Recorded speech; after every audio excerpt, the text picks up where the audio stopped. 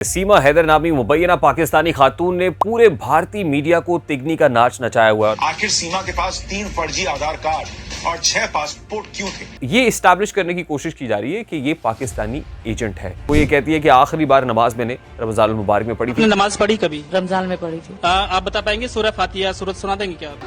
नहीं। सीमा बज़ाहिर अपनी लैंग्वेज से ये महसूस होता है कि पाकिस्तानी तो नहीं है। जो गुलाम हैदर नामी शख्स है जो पाकिस्तानी है, सऊदी अरबिया में मुकीम है, इसका पहला शौहर है, वो तो कहता है मैंने इसको तलाक ही नहीं दी।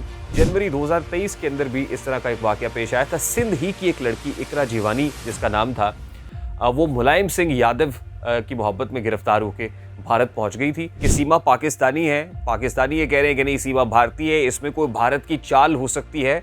ये सारी स्टोरी कहानी है क्या, जिसमें बहुत सारे ट्विस्ट एंड टर्न्स अभी तक आ चुके हैं। अस्सलाम वालेकुम मेरे सादा से पाकिस्तानियों, मेरा नाम रेहान तारिक है और आप मेरा यूट्यूब चैनल और फेसबुक पेज देख रहे हैं। सीमा हैदर नामी मुबैना पाकिस्तानी खातून ने पूरे भारतीय मीडिया को तिगनी का नाच नचाया हुआ है और पूरा भारतीय मीडिया इस खातून को पाकिस्तानी एजेंट करार देने में मसरूफ दिखाई दे रहा है।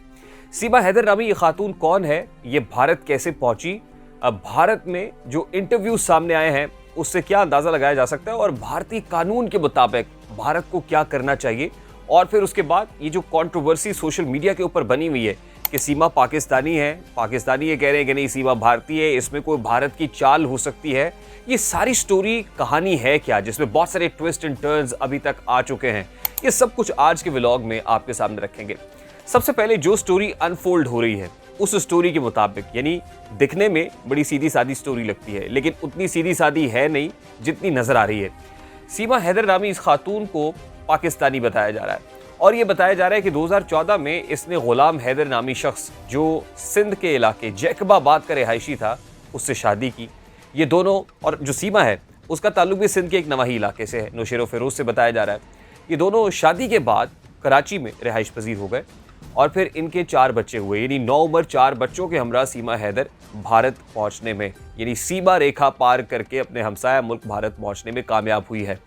अब गुलाम हैदर नामी शख्स ये बताता है कि मैं सऊदी अरब के अंदर मुकीम था और मैं वहाँ मेहनत मजदूरी के लिए पहुँचा था। मेरी एब्सेंस में ये बताया गया कि इस घर की मुरम्मत कराना मकसूद है। जिस घर में हम रहते थे हमारा अपना घर था और फिर मेरी बीवी अपने 4 बच्चों के हमरा और वालिद के हमरा वो किराए के मकान में शिफ्ट हो गई।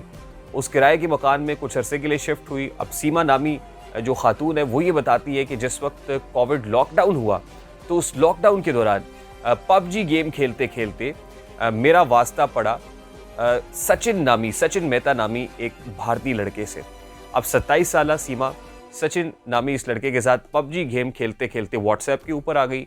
दोनों के दरमियान राब्ता हुआ और राब्ता इस कदर मजबूत हो गया कि दोनों ने शादी करने का फैसला किया। यानी सीमा ने अपने 4 बच्चों के हमरा भारत पहुंचने का फैसला किया। भारत कैसे पहुंचना था ये तो बहुत मुश्किल है क्योंकि दोनों मुल्कों के सिफारती ताल्लुकात में सर्दमोहरी है। किसी पाकिस्तानी को भारतीय पासपोर्ट, भारतीय वीज़ा मिल जाना ये बड़े अचंभे की बात है। तो इन्होंने ये फैसला किया कि सबसे पहले सीमा को नेपाल पहुँचाया जाए क्योंकि नेपाल में भारतीय वीज़े के ऊपर आपको जो है वो ट्रांजिट मिल जाता है, यानी आप इजीली नेपाल में आपको वीज़ा दिखाने की ज़रूरत नहीं होती। अगर आप भारतीय हैं आप आसानी से नेपाल से भारत जा सकते हैं और भारतीय नेपाल आ सकते हैं। तो सचिन नामी ये जो शख्स है ये नेपाल पहुंचा, सीमा वहाँ पर थी और दोनों ने शादी की और शादी करने के बाद ये दोनों भारत में चले गए। अब कुछ ही अरसे पहले भारत के शहर दिल्ली के एक नवाही इलाके में जब ये मुकीम थे तो वहाँ के कुछ लोगों ने पुलिस को, मकामी पुलिस को रिपोर्ट किया कि एक मुबैना पाकिस्तानी खातून यहाँ पर कुछ अरसे से रह रही है। जब पुलिस हरकत में आई तो सीमा को गिरफ्तार किया गया, उस पर मुकदमा कायम किया गया। अब जो कानूनदान है वहाँ के वो ये बताते हैं कि फॉरेनर्स एक्ट 1946 के तहत वो शख्स जो गैर कानूनी तौर पर, यानी तारिक वतन होता है, जो गैर कानूनी तौर पर सरहद पार करके यहाँ पर पहुँचता है, उसके ऊपर फॉरेनर्स एक्ट 1946 के तहत 2 साल या 2 साल से ज़्यादा 10 साल तक कैद हो सकती है और 10,000 जुर्माना भी हो सकता है। सीमा को पुलिस गिरफ्तार तो करती है लेकिन उसके बाद रिलीज़ कर देती है और रिलीज़ भी ऐसे किया जाता है कि उसको इंटरव्यूज़ देने के लिए, उसको मीडिया चैनल्स के सामने आने के लिए भी शुतर बेबहार छोड़ दिया जाता है। BBC भी इंटरव्यू करता है, मकामी मीडिया चैनल्स भी इंटरव्यूज़ करते हैं, TV चैनल्स के रिपोर्टर्स उसके पास पहुंचते हैं, बहुत सारी गुफ्तगू शनीद होती है। यानी वो जिसके ऊपर मुकदमा कायम है, जो आपको पाकिस्तानी एजेंट लग रही है, आप बहुत सारे इंटरव्यूज़ कर रहे हैं तो ऐसे महसूस होता है कि दाल में कुछ काला है। दाल में कुछ काला तब भी महसूस होता है कि जिस वक्त रिपोर्टर सीमा नामी इस खातून को कुरान करीम की कुछ सूरतें पढ़ने का कहता है, नमाज के बारे में पूछता है। तो वो ये कहती है कि आखिरी बार नमाज मैंने रमज़ान मुबारक में पढ़ी थी। मैं चाहता हूँ कि आप ज़रा देखें कि क्या सवाल जवाब हो रहा है और उसमें आपको क्या दिखाई देता है। ज़रा इस पर एनालिसिस करते हैं, इस वीडियो को देखिए। आपने नमाज पढ़ी कभी? रमजान में पढ़ी थी। आप बता पाएंगे सूरह फातिहा सूरत सुना देंगे क्या आप? नहीं। तो ये वो वीडियो है जिसमें भारतीय रिपोर्टर सीमा नामी खातून से सवालात कर रहा है और सीमा बज़ाहिर अपनी लैंग्वेज से ये महसूस होता है कि पाकिस्तानी तो नहीं है, यानी जो एक्सेंट, जो प्रोनंसिएशन जो रिपोर्टर की है, जो भारत से ताल्लुक़ रखता है, मोर और लेस वैसा ही लहजा, वैसी ही गुफ्तगू, वैसी ही ज़बान सीमा की महसूस हो रही है। और फिर जब उससे पाकिस्तानी होने का, मुस्लिम होने का सबूत मांगा जाता है, कहा जाता है कि कुरान करीम की कुछ सूरतें सुनाए, तो वो सूरतें भी नहीं पढ़ पाती है। मतलब उससे ये तासुर देने की कोशिश की जाती है कि शायद ये भारतीय और ये भारत ने एक ड्रामा रचाया है कि इसको पाकिस्तानी खातून बताया जा रहा है। अच्छा, उसके बाद सीमा ने खुद ही अपनी ये स्टोरी बताई है कि मैं सचिन नामी शख्स की मोहब्बत में कैसे गिरफ्तार हो गई। तो सीमा अपनी स्टोरी खुद बता रही हैं कि सचिन के साथ उसका राब्ता पबजी खेलते खेलते हुआ और उसके बाद वो कहती हैं कि ज़ाहिर है उनका शौहर था और फिर घर बार था, माँ बाप थे, सब कुछ छोड़ छाड़ के वो सचिन के पास पहुँच गई। उसका जो भी जवाज़ दिया है वो जवाज़ आपने देखा, आप उससे एग्री करें डिसएग्री करें, वो एक अलहदा बात है। अब रिपोर्टेडली जो गुलाम हैदर नामी शख्स है, जो पाकिस्तानी है, सऊदी अरबिया में मुकीम है, इसका पहला शौहर है, वो तो कहता है मैंने इसको तलाक ही नहीं दी। आप तलाक के देने के बगैर या खुला लेने के बगैर एक मुसलमान औरत किस तरह किसी दूसरे मर्द से शादी कर सकती है और ख़ास तौर पे हिंदू से शादी कैसे हो सकती है, ये एक बहुत बड़ा सवाल है। अहले किताब से तो हो सकती है, लेकिन हिंदू धर्म के शख्स से किस तरह शादी हो सकती है?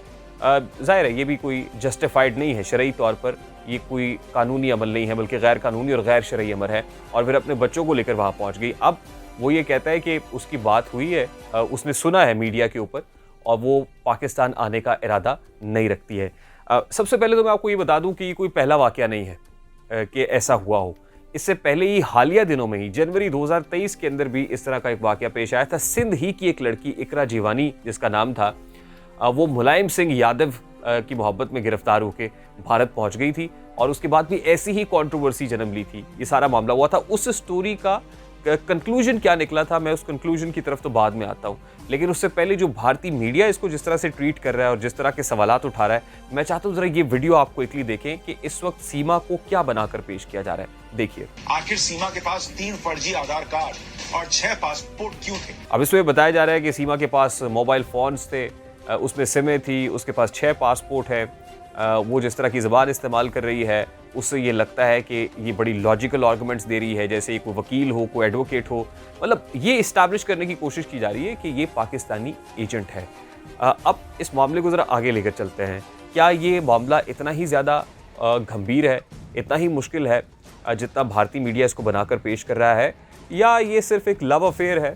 और ज़ाहिर है वो कहते हैं ना, प्यार किया तो डरना क्या, और फिर everything is fair in love and war वाला मामला है, तो फिर सब कुछ फेयर हो जाता है। फिर आपने सरहद पार करनी, आप सरहद नहीं देखते, और जो भी था वो प्यार का जादू सर चढ़कर बोल रहा था और सीमा नामी जो खातून है वो पहुंच गई सचिन के पास। क्या ऐसा ही था? सिर्फ ऐसा ही है, इसमें और कुछ नहीं है। तो अगर हम पहले वाला इंसिडेंट देखें उठा के, कि जिसमें जनवरी 2023 के अंदर इकरा जीवानी नामी एक खातून सिंध के इलाके से ही पहुँचती है और मुलायम सिंह यादव की मोहब्बत में गिरफ्तार होकर जब वहाँ जाती है और ये मामला रिपोर्ट होता है, तो अल्टीमेटली जो जनवरी 2023 में पहुंचती है उसको 19 फरवरी 2023 में ही डिपोर्ट भी कर दिया जाता है, उसको पाकिस्तान भेज दिया जाता है।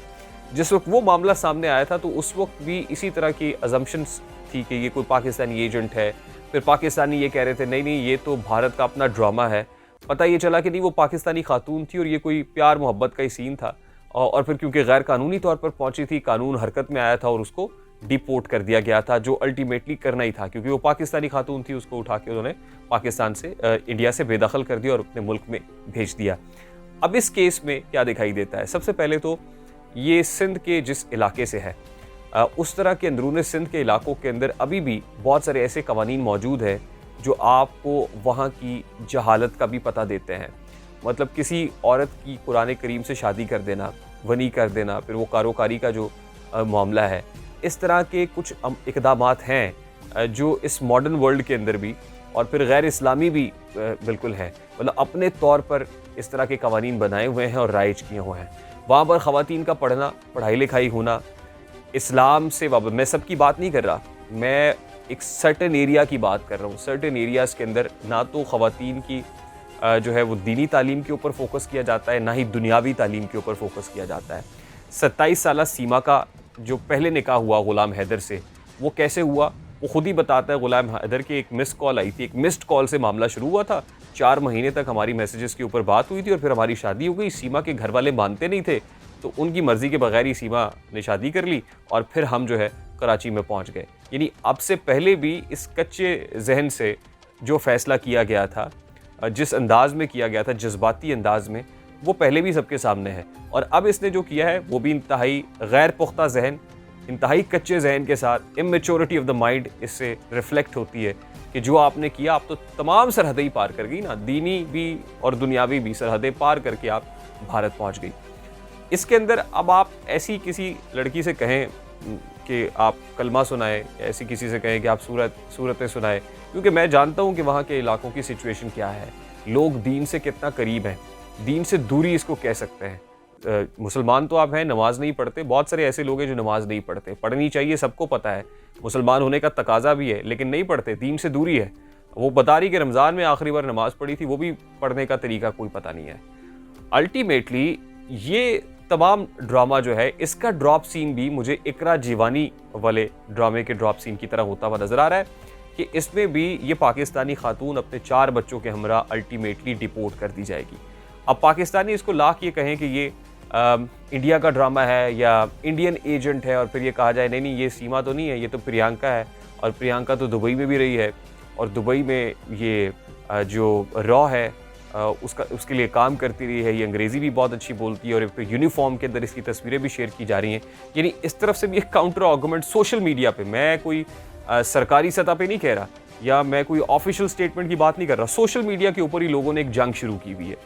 तो एक और इसका एस्पेक्ट भी है, और वो ये है कि भारत के अंदर जो इंतहा पसंद तंजीमें हैं वो लव जहाद नामी एक इस्तिलाह इस्तेमाल करती हैं, और उसमें कोशिश ये की जाती है कि जो पाकिस्तानी लड़कियां हैं उनको हिंदू बनाया जाए, यानी उनका मज़हब तब्दील कराया जाए, और फिर वो सोशल मीडिया पे इसी तरह की ऐप्स का सहारा लेते हैं, उनको अपनी मोहब्बत के जाल में फंसाते हैं और उसके बाद उनको भारत आने पर मजबूर करते हैं, शादी वगैरह होती है, मज़हब तब्दील किया जाता है।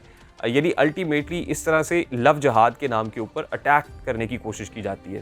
अब ऐसा भी हो सकता है, जो भी है, मुझे तो ये लव जहाद या कोई प्रेम कहानी ही दिखाई दे रही है, और इसका ड्रॉप सीन भी वैसा ही दिखाई दे रहा है कि इस खातून को भी अल्टीमेटली डिपोर्ट होना पड़ेगा। ये कोई वीर ज़ारा नहीं चल रही है, इसको डिपोर्ट होना पड़ेगा, पाकिस्तान वापस आएगी और फिर अकल भी ठिकाने आएगी। मुझे रेहान तारिक को इजाज़त दीजिए, अपना बहुत सारा ख्याल रखिएगा। अस्सलाम वालेकुम।